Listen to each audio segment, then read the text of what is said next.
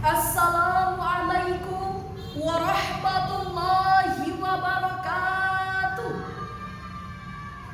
Hamdan wa syukran lillah, salatan wa salaman ala rasulillah, amma ba'd.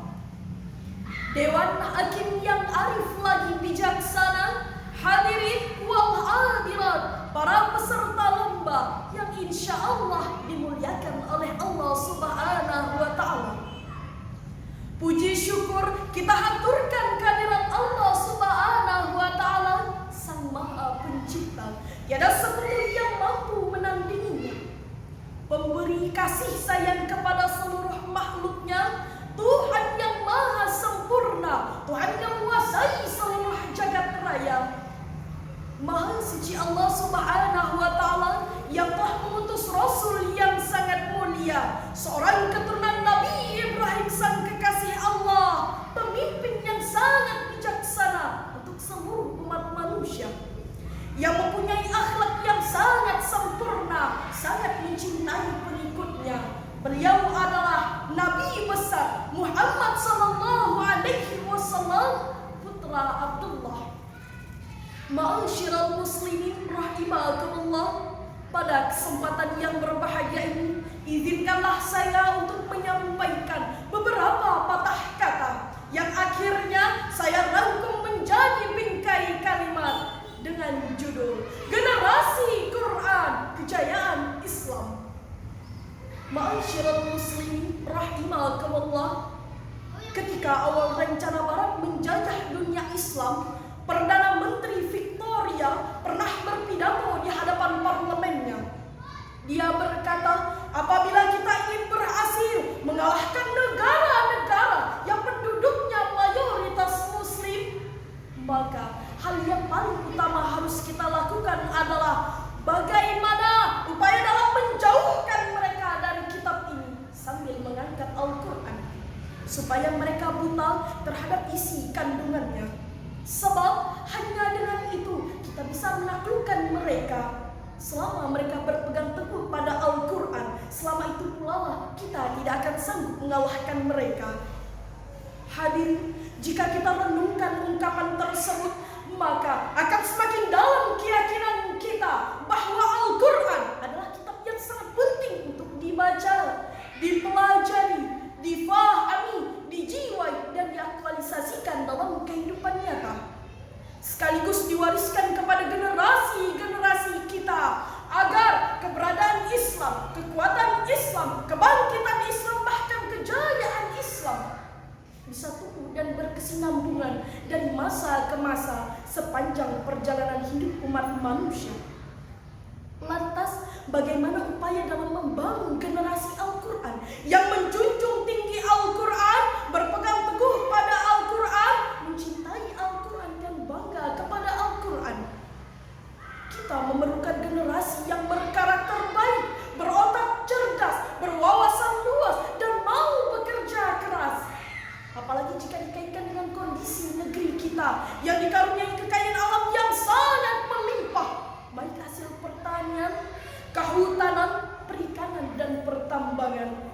Maka pribadi yang berilmu dan memiliki kemampuan kerja yang tinggi akan sanggup mengolah, membangun, dan memberdayakan kekayaan itu. Kita bisa belajar dari negara Jepang, Singapura, Korea Selatan, dan negara-negara maju lainnya. Mereka bisa maju karena menguasai ilmu pengetahuan dan teknologi serta memiliki kemampuan kerja yang tinggi.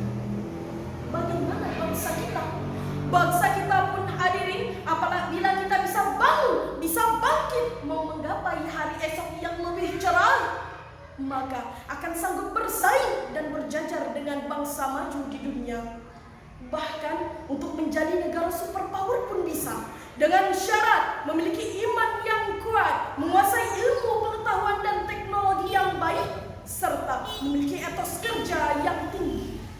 Rasulullah SAW bersabda, "Man arada dunya fa alaihi bil ilmi, wa man arada al-akhirah fa alaihi bil ilmi, wa man aradahuma fa alaihi bil ilmi." Barang siapa yang menginginkan kebahagiaan di dunia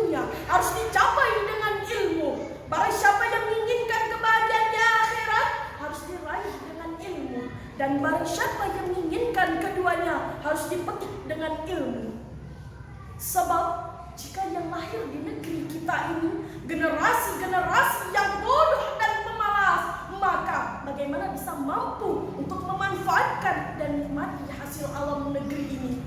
Dan mampukah untuk bersaing dan berjajar dengan bangsa maju di dunia? Jawabannya tentu tidak. Sekali lagi tidak. Oleh karena itu, Allah Subhanahu wa taala menegaskan di dalam Al-Qur'an surah An-Nisa ayat 9.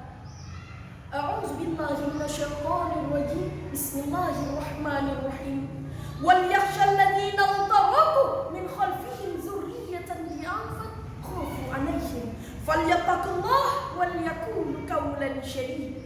Dan hendaklah kalian merasa takut jika meninggalkan generasi belakangmu dalam keadaan lemah, dan bertakwalah kepada Allah dan berkatalah yang benar. Itulah firman Allah yang menegaskan kepada kita agar memiliki rasa kekhawatiran. Apabila sepeninggalan kita muncul generasi-generasi yang lemah, baik lemah ilmunya, lemah kerjanya, lebih-lebih lemah dalam iman. Sebab dalam membangun generasi Qur'ani, kekuatan ilmu dan kekuatan fisik harus dilandasikan dalam iman. Albert Einstein berkata, "Science without religion is blind, and religion without science is blind." Ilmu tanpa agama akan menjadi buta, dan agama tanpa ilmu akan menjadi lumpuh. Betul, ibu-ibu? Lebih mengkhawatirkannya lagi, Bu, apabila kita merenungkan ungkapan Murtada Mutahhari rahmatullah alaihi, bahwasanya ilmu pengetahuan yang berada pada tangan orang yang tidak beriman laksana sebelah pisau di tangan orang gila. Mereka menebaskan kemanapun mereka mau. Oleh karena itu, orang yang berilmu tapi tidak beriman bisa membunuh, merampok, menipu, membabat hutan seenaknya, bisa korupsi, kolusi, dan nepotisme. Sebaliknya, iptek yang digenggam orang yang beriman, jabatannya dipikul insan mengamal Al-Quran, maka kita yakin akan membawa kemaslahatan bagi umat, bukan kemuhdaratan, akan membawa kesejahteraan, bukan kesengsaraan, dan akan membawa kemajuan, bukan kehancuran. Sikap inilah hadirin yang harus ada pada jiwa generasi-generasi Qur'ani yang dapat menciptakan hasil kerja yang positif, hasil kerja yang soleh, yang berpijak pada kekuatan ilmu dan iman. Rasulullah Shallallahu Alaihi Wasallam bersabda, "Al-mu'minu qawiyyun khairun wa ahabbu ilallah minal mu'mini dhaif." Seorang mukmin yang kuat adalah lebih baik dan lebih dicintai oleh Allah daripada seorang mukmin yang lemah. Jadi, siapapun kita dan apapun pekerjaan kita, pertama yang perlu dibangun adalah sifat amanah, terpercaya, jujur. Jika kita menjadi seorang pedagang, hendaknya menjauhi dari penyelewengan dalam menyumbang. Jika kita menjadi seorang wartawan, hendaknya menjauhi dari mengada-ngada dalam berita. Jika kita menjadi suami atau istri, hendaknya menjadi suami atau istri yang baik. Jika kita menjadi pejabat atau pegawai, hendaknya menjauhi dari korupsi, kolusi, dan nepotisme. Sehingga apabila mata kita memandang, telinga kita mendengar, mulut berbicara, tangan bergerak, kaki melangkah, dan jika ingin menjadi insan yang baik, maka seluruhnya searah dengan tuntunan Al-Quranul Karim serta sunnah Rasulullah Sallallahu Alaihi Wasallam. Kedua, yang perlu dibangun adalah menghilangkan penyakit ragu dan kebodohan. Al-Quran telah memberikan motivasi atau dorongan kepada kita untuk banyak membaca, berfikir, bertafakur, dan meneliti ayat-ayat Allah Subhanahu wa Ta'ala. Kata guru-guru kita, anak-anak didorong masuk pondok pesantren yang mengajarkan tidak hanya pelajaran umum saja, tapi juga penting pelajaran iman dan takwa kepada Allah Subhanahu wa Ta'ala. Apabila kita lemah, malas, tidak mau belajar, membiarkan diri kita, tidak peduli pada pendidikan agama anak, sehingga ketika anak kita telah dewasa tidak bisa membaca Al-Quran dengan baik dan benar, berarti kita termaksud golongan orang-orang yang gagal dalam mendidik anak-anak kita. Nauzubillahi min zalik. Ma'asyiral muslimin rahimakumullah. Demikian yang dapat saya sampaikan. Kurang dan lebihnya saya mohon maaf. Untuk mengakhiri tausiah singkat ini, saya akan menyampaikan 2 buah pantun.